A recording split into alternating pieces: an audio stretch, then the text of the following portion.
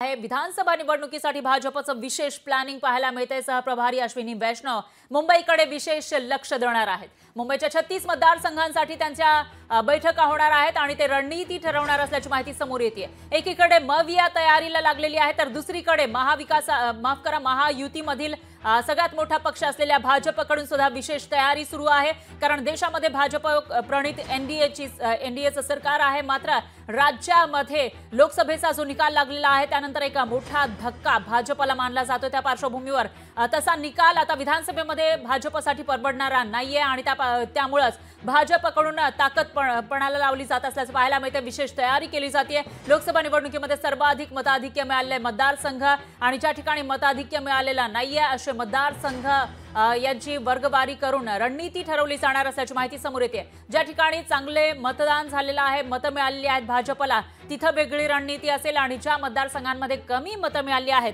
त्यासाठी वेगळी रणनीती असेल अशी माहिती समोर येते।